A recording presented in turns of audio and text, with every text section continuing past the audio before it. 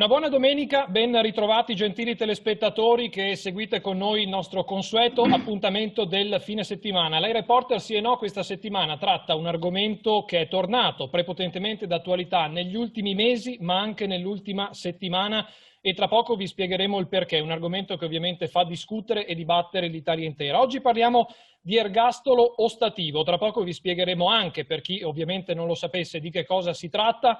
E abbiamo deciso di affrontare la tematica non dal punto di vista politico, ma proprio da un punto di vista molto più concreto, con chi magari da sempre combatte e insomma segue la lotta alle mafie, come l'associazione Libera, appunto, che si occupa di questo argomento, e con chi invece difende i diritti dei detenuti, come l'associazione Antigone Onlus.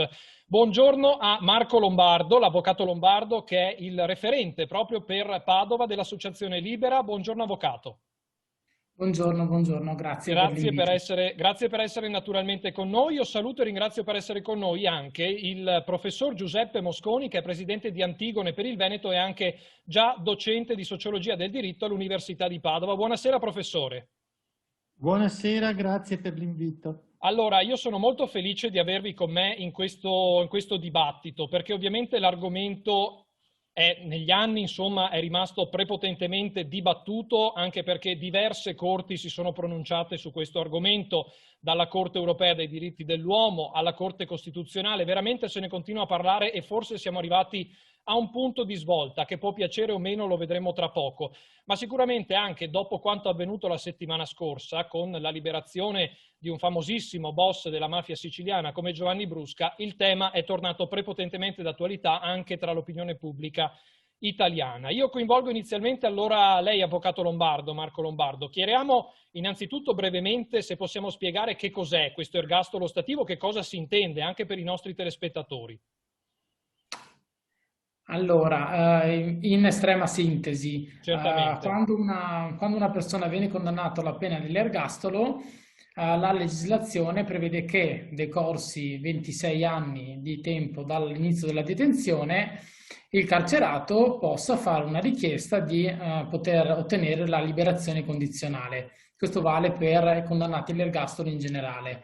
Quando si parla di ergastolo cosiddetto ostativo si fa riferimento a una particolare disposizione di legge che prevede che nel caso in cui la condanna all'ergastolo sia dovuta, in questo caso, a una condanna per reati legati alla mafia, quindi pensiamo a un omicidio commesso per agevolare l'associazione mafiosa, la possibilità di accedere alla libertà condizionale sia subordinata alla decisione del detenuto di collaborare con la giustizia. Quindi soltanto il detenuto che decide di collaborare con la giustizia può legittimamente formalizzare un'istanza di concessione di libertà condizionale, istanza che viene poi vagliata nel merito da parte del tribunale di sorveglianza. Se invece il detenuto che sta scontando l'ergastolo per fatti di sangue connessi alla mafia non ha deciso di collaborare, né la sua situazione ricade all'interno della collaborazione impossibile o inesigibile, questo tipo di richiesta non può essere da lui formulata e quindi presa in considerazione da parte del tribunale di sorveglianza. Questo è in soldoni quello che si intende per ergastolo ostativo. Certo, che poi è quello che è avvenuto insomma anche per Giovanni Brusca proprio negli ultimi giorni. È esattamente questo il principio, cioè condizionata alla collaborazione con la giustizia, ed è anche un istituto, no, avvocato Lombardo, che volle proprio Giovanni Falcone a suo tempo, fu promosso proprio da lui. Sì, allora io non farei semplicemente un richiamo alla vicenda di Brusca, perché poi quella attiene Certo. anche ad altre circostanze. Ovviamente questo tipo di ostatività, questo tipo di limite fa parte di quello che era anche un disegno normativo che era stato elaborato da Giovanni Falcone poco prima di essere ucciso nella strage di Capaci. Bisogna comunque dare questo tipo di informazione, ovvero che la decisione di collaborare con la giustizia non è di per sé diritto all'ottenimento della libertà condizionale, è presupposto affinché il detenuto che sta scontando l'ergastolo per mafia possa validamente proporre la richiesta e questa richiesta possa poi essere valutata da parte del Tribunale di sorveglianza. Certo, certo. Professor Mosconi, io la coinvolgo adesso Sì. per insomma arrivare a un po' quello che è il nodo della questione, che lo è diventato dopo una sentenza della Corte europea dei diritti dell'uomo che insomma in poche parole ha di fatto condannato questa disciplina dell'ergastolo ostativo dell'Italia. E voi come Associazione Antigone, io ho visto, vi siete espressi favorevolmente verso questa decisione della Corte europea, che poi è stata seguita anche da un pronunciamento della Corte Costituzionale. Come mai? Senta, la cosa va valutata da diversi punti di vista e a partire da una battaglia che l'associazione da tempo fa sul tema dell'ergastolo, in quanto come associazione riteniamo che l'ergastolo in quanto tale sia una pena non costituzionale. Al di là delle pronunce che la Corte Costituzionale ha espresso, in cui aggirando, ritenendo non consistente l'ostacolo della mancanza della funzione rieducativa in ipotesi di ergastolo, tuttavia nella sostanza la funzione dell'ergastolo è quella di una punizione senza limiti che confligge con l'idea della rieducazione costituzionalmente affermata e codificata, perché la rieducazione ovviamente è mirata e destinata al reinserimento sociale. Quando noi parliamo di esclusione dalla società a vita, questa funzione, ripeto, costituzionalmente sancita, viene a cadere e resta insoddisfatto. Questo è un discorso generale sull'ergastolo in quanto tale. Sul carattere poi specifico della ostatività, cioè di un ergastolo che non solo dal punto di vista della definizione normativa e quindi della concezione della sanzione, del carattere afflittivo, del livello di afflittività della sanzione in sé, rappresenta un unicum che non risponde, diciamo, a quei criteri.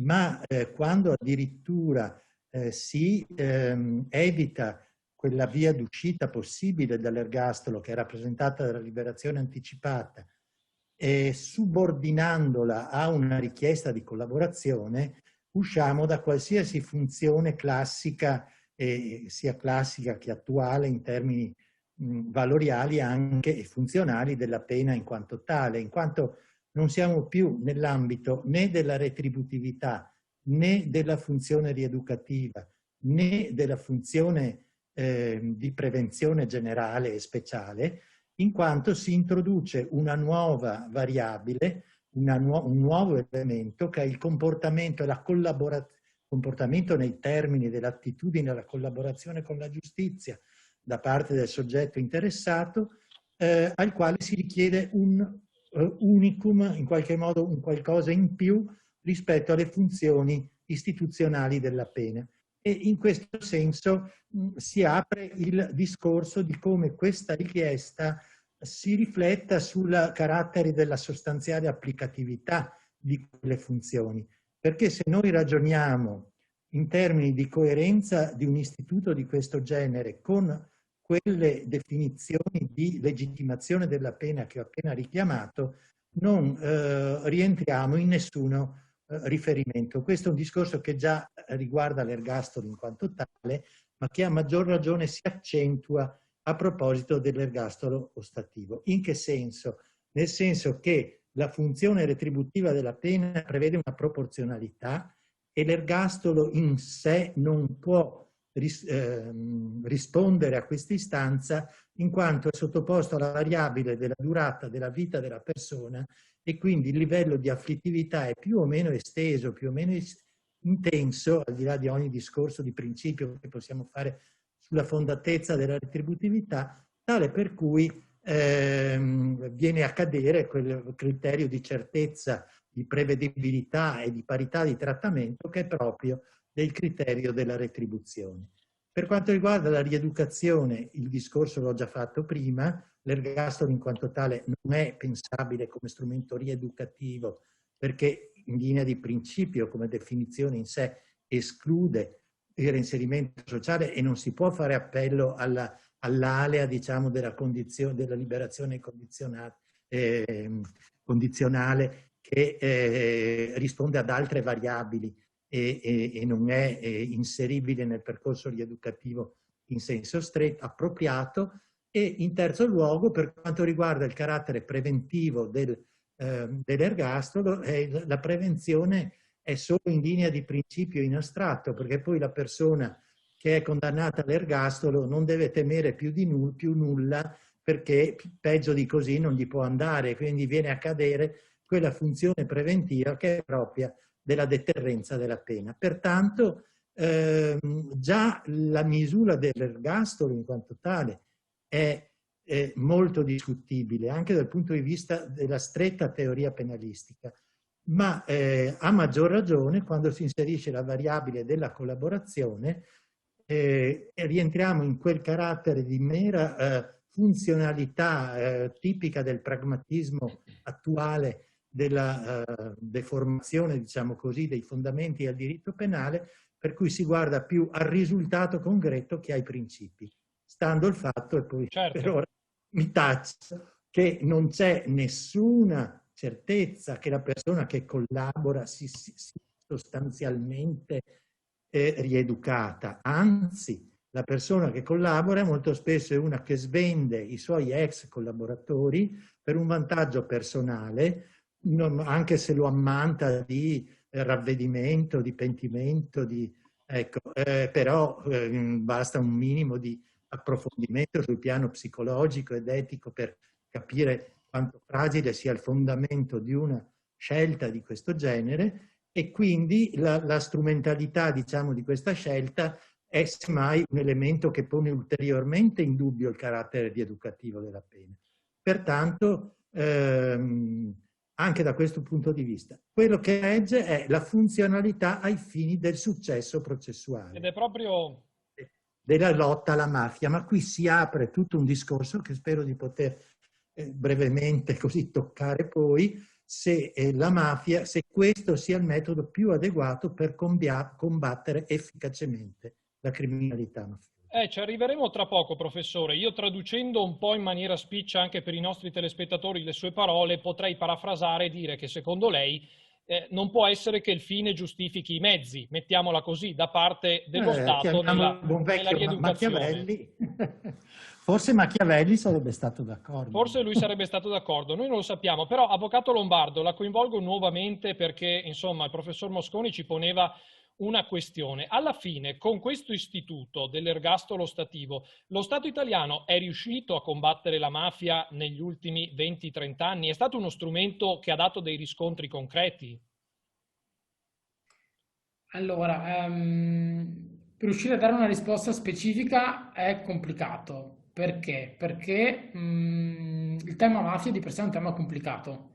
Non è un tema che riguarda solamente la commissione di delitti, ma siamo all'interno di una dinamica, che è una dinamica non solo di politica di prevenzione criminale, ma anche sociale, ma anche economica. La mafia è un fenomeno articolato, è un fenomeno che ha delle risvolti non soltanto nel rapporto tra autore del reato e vittima del reato, ma anche in un contesto sociale, economico, territoriale, l'azione stessa del riconoscimento dei diritti che lo Stato dà ai cittadini. Quindi stiamo all'interno di un sistema molto complesso. Se noi parliamo di mafia da almeno 150 anni senza che il problema sia stato completamente risolto, già questa è una cartina di tornasole della complessità. Quindi dare una risposta che sia una risposta semplice e univoca è complicato. Soprattutto poi un'altra cosa è che c'è la pronuncia della Corte Costituzionale, l'ordinanza della Corte Costituzionale di cui noi oggi stiamo parlando. Noi non abbiamo una risposta e una verità in tasca, cioè nessuno di noi, penso, possa poter assumere una posizione che sia definitoria, di verità e che tenga in considerazione tutte le dinamiche e le variabili rispetto a questo tema. Quindi questo lo voglio fare come premessa. Altra cosa, la normativa che attualmente è in vigore riguarda moltissimi aspetti del sistema giudiziario, del sistema processuale, del sistema amministrativo. La normativa antimafia è tale perché è articolata e attiene a moltissimi ambiti. Una delle scelte che il legislatore ha fatto è stata quella di provare a valorizzare e quindi incentivare una scelta di collaborazione da parte del reo, da parte del soggetto che fa parte della criminalità organizzata. La scelta di collaborazione è una scelta che il soggetto, il mafioso, può fare in molti periodi. Può farlo prima che ci sia un suo arresto, lo può fare durante il processo penale, lo può fare anche successivamente alla fine del procedimento penale che lo vede come condannato nel corso del suo periodo di espiazione della pena. La collaborazione è un istituto che ha dato importantissimi risultati e la stessa Corte Costituzionale, nell'ordinanza di cui stiamo discutendo, in un passaggio finale riconosce l'importanza dell'istituto della collaborazione e ritiene di non poter intervenire in questo momento con una sentenza e fa un'ordinanza perché, e lo scrive, intervenire in questo momento provocherebbe un indebolimento dell'istituto della collaborazione e quindi il venir meno di un'esigenza di generale prevenzione che l'ordinamento giuridico riconosce e la stessa Corte Costituzionale riconosce esserci. Quindi quando si parla di collaborazione non dobbiamo guardarla solo per quanto riguarda questo piccolo aspetto, ma tutto questo complesso.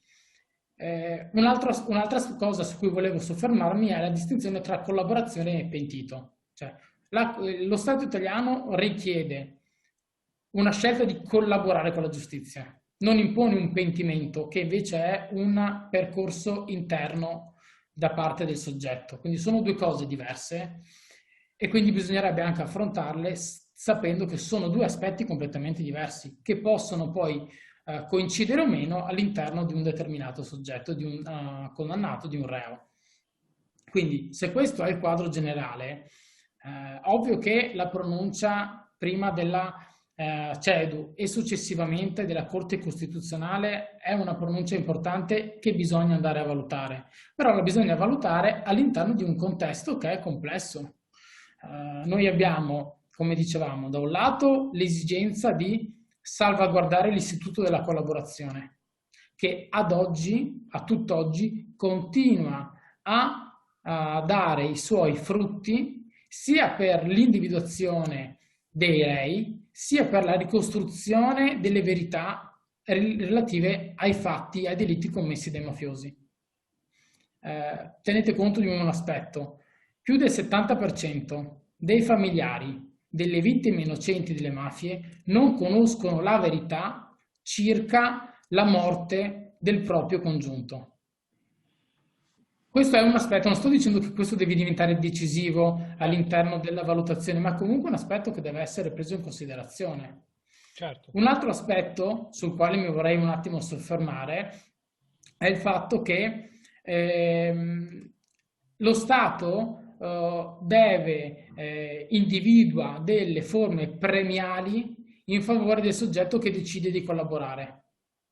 Alla luce della decisione della Corte Costituzionale che sollecita il Parlamento a intervenire, occorrerà ripensare se e come intervenire proprio per mantenere quel carattere premiale in favore del soggetto che collabora.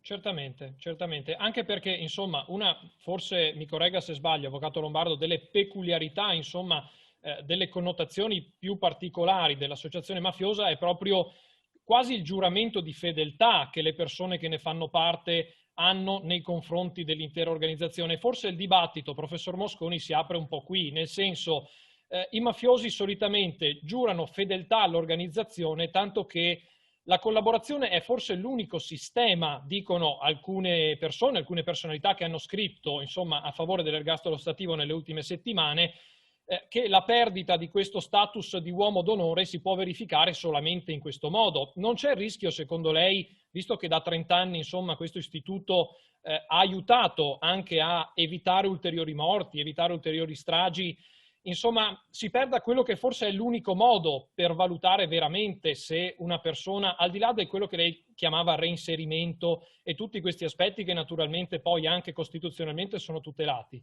non c'è il rischio che decada questa che forse è l'unica paura da parte dei mafiosi, chiamiamoli così?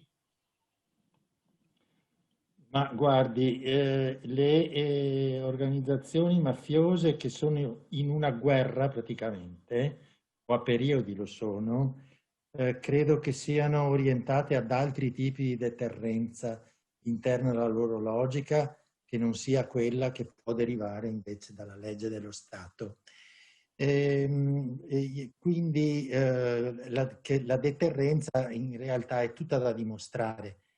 E se noi valutiamo i successi di questo istituto sul piano dello smantellamento di settori di organizzazioni mafiose che vengono allo scoperto e vengono perseguiti penalmente come insieme di singoli, ma poi ovviamente anche di riflesso in tutti i rapporti organizzativi interni, possiamo fare operare una valutazione di efficacia della norma, cioè è uno di quei pochi casi, non sono molto frequenti, in cui la legge sul piano dell'obiettivo più specifico che si pone registra un certo successo. Però io mi permetto di sollevare degli interrogativi sui criteri di analisi e di valutazione della natura e della struttura del fenomeno mafioso, e apprendone, vabbè, il mio è più il mestiere del sociologo che del giurista, anche se vengo da una formazione giuridica. Ma quello che mi chiedo è se sono adeguati gli strumenti di analisi di ciò che è il fenomeno mafioso, al di là della responsabilità personale e del carattere sicuramente in molti casi efferato dei comportamenti, per capire se siamo sulla strada giusta, cioè se il nostro angolo di lettura del fenomeno e l'arco delle problematiche che vengono prese in considerazione, come diceva anche l'avvocato, è adeguato alla reale e concreta gestione del carattere del fenomeno in sé, quindi del conflitto, della lotta contro questo fenomeno. Allora, se noi teniamo presente come da un lato il fenomeno mafioso sia radicato sul terreno economico e, ahimè, quello politico, quindi abbia tutte le entranze e i processi di connessione, di più o meno sotterranea connivenza e le sue procedure e le sue logiche in questo ambito. Dall'altro sia radicato nel contesto sociale, perché la mafia va a dare per certi settori, per certi ambiti, diseredati o trascurati dalle risorse pubbliche, dallo Stato, delle risposte che lo Stato non dà in termini di lavoro, di casa e di altre prestazioni di carattere sociale.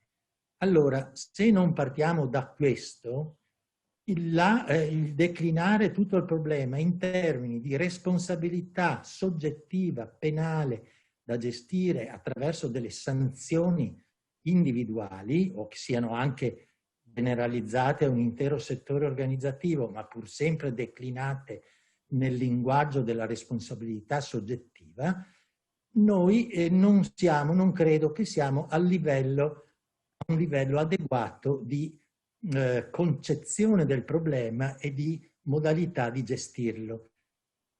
Faccio un esempio, noi parliamo pure del fatto che una persona possa essere punita o meno, e tanto più se ha compiuto crimini efferati vada punita per quello che ha fatto. Fa molto impressione, insomma, che uno che ha sciolto nell'acido un bambino ritorni in libertà. Questo parla all'istinto, diciamo, all'emotività, e quindi è comprensibile che venga visto male.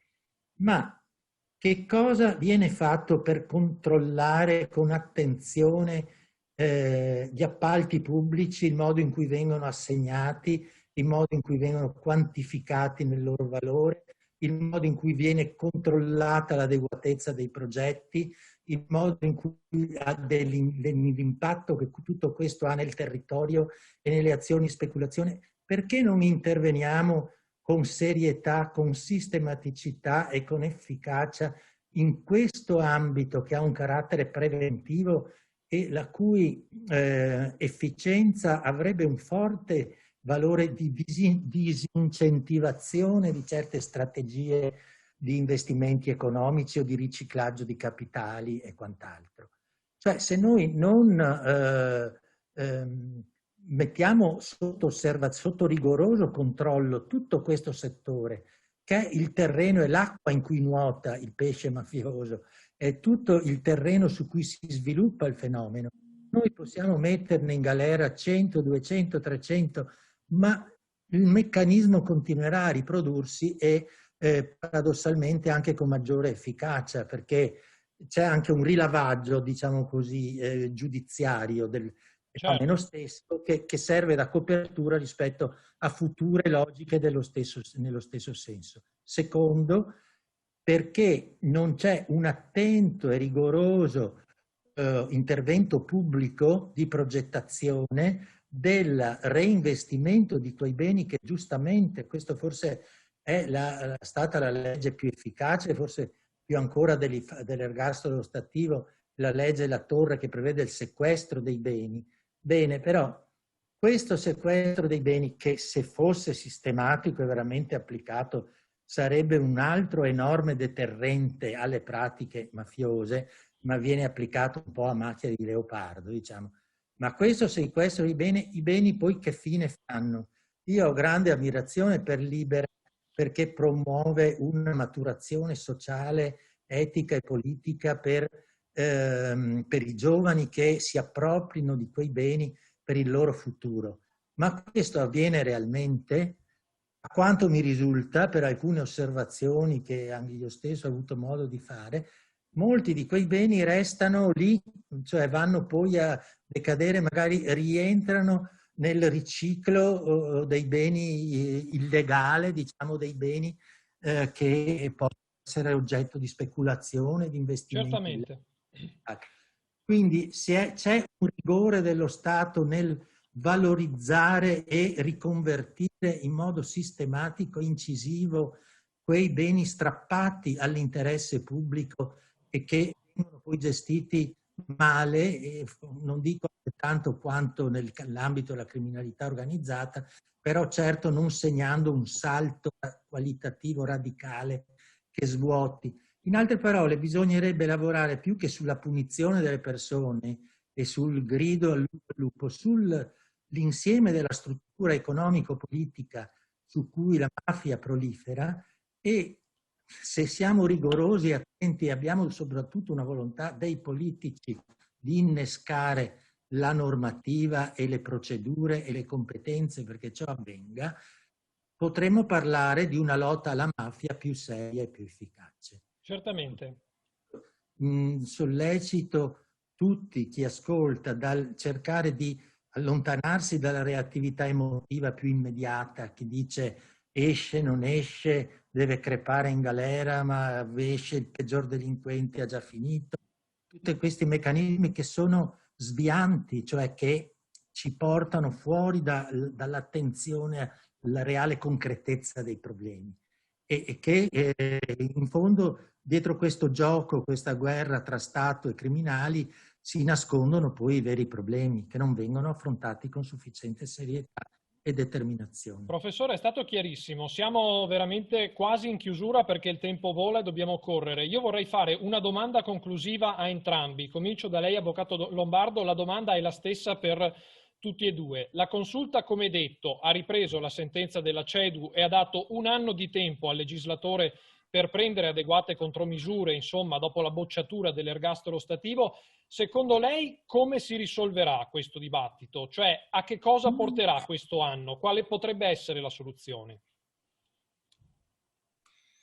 Allora, individuare adesso quella che potrebbe essere la soluzione è molto complicato, anche perché poi bisogna vedere che tipo di valutazione verrà fatta da parte del legislatore, che non è mai un soggetto terzo indistinto, ma comunque è composto da persone e gruppi parlamentari. Quindi, però di fatto è importante tenere presente che le scelte di tutela della general prevenzione meritano un approfondimento e delle scelte da parte dei legislatori che siano funzionali a non svilire un impianto che produce delle risposte.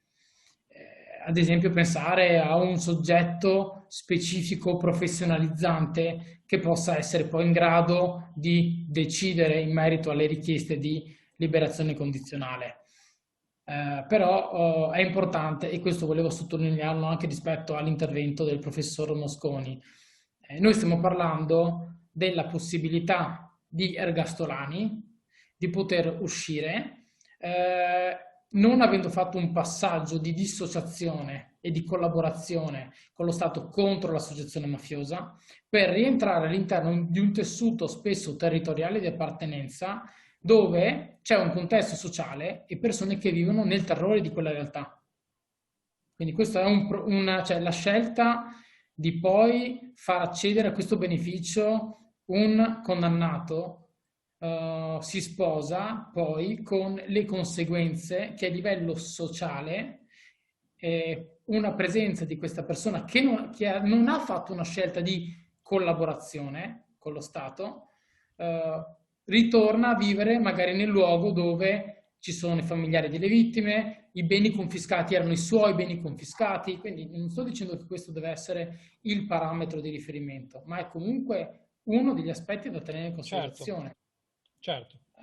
Professor Mosconi, chiedo anche a lei veramente l'ultima battuta, sì, siamo io credo, praticamente in chiusura. Su quest'ultimo punto penso che possano esserci degli istituti tecnici da ridefinire che portano questa persona ad essere inserita in un contesto diverso, a essere comunque sorvegliata sulle sue attività, sui suoi movimenti, soprattutto economici, cioè si possono pensare delle misure rivolte a prevenire una ripresa dell'attività, mentre la semplice collaborazione in sé non è affatto una garanzia che uno non riprenda poi il suo ruolo nell'organizzazione, anzi strumentalmente potrebbe farlo con delle conseguenze moderate rispetto alle persone che accusa, ma in una strategia di ripresa, diciamo, di controllo dei fili organizzativi sotto il paravento della tenuta collaborazione assunta per antonomasia come dissociazione, quantomeno con delle volontà di uscire dall'organizzazione appartenente. Ecco, io dico che purtroppo non abbiamo dei bei precedenti per il terreno a cui siamo particolarmente sensibili, cioè la famosa sentenza Torreggiani che ha condannato l'Italia per trattamenti inumani e degradanti associati al sovraffollamento delle nostre carceri, ha innescato per un periodo dei provvedimenti che finalizzati al decongestionamento delle carceri, ma poi, presenti o meno, applicati o meno questi provvedimenti, il processo di riaffollamento, di ripopolamento, come in tanti altri casi precedenti, è ripreso tranquillamente e si è portato a livelli molto elevati nell'immediata precedenza della pandemia, alla quale poi ha agito ad altri livelli e con altre logiche, creando un relativo decongestionamento. Ma questo per dire che non è, ahimè, sufficiente né una pronuncia normativa né dei provvedimenti che ufficialmente si propongano di recepire l'invito che viene dalle istanze giudiziarie ai livelli superiori, quindi dalla Corte europea, dalla Corte costituzionale e quant'altro. E quindi queste sollecitazioni che vengono formalmente recepite attraverso l'introduzione di nuove misure legislative, ma non è affatto detto che queste misure siano davvero efficaci. Professore, mi scuso se la interrompo, ma veramente siamo di corsissima, dobbiamo quasi chiudere. C'è un precedente preoccupante e dobbiamo tenere ben gli occhi aperti per capire cosa succederà. Assolutamente. Avvocato Lombardo, visto che voleva intervenire con una pillolina brevissima.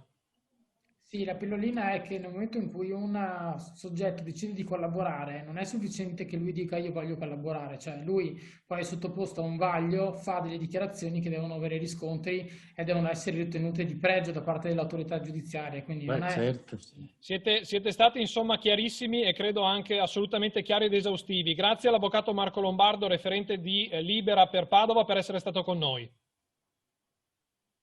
Grazie per l'invito. Attualmente sono referente per il Veneto. Meglio ancora allora, abbiamo assolutamente una voce ancor più simbolica. Grazie anche al professor Giuseppe Mosconi, presidente di Antigone Veneto e ex docente di sociologia del diritto dell'Università di Padova. Grazie professore. Grazie a voi e spero che ogni discorso serva a promuovere le soluzioni più adeguate. E noi speriamo più che altro che anche i telespettatori abbiano potuto farsi un'idea. Noi non vi incoraggeremo né nell'uno né nell'altro caso, volevamo raccontarvi anche il dibattito che c'è su questo argomento così importante. Grazie per averci seguito, l'appuntamento è a domenica prossima, sempre qui su TV7 Triveneta. Arrivederci.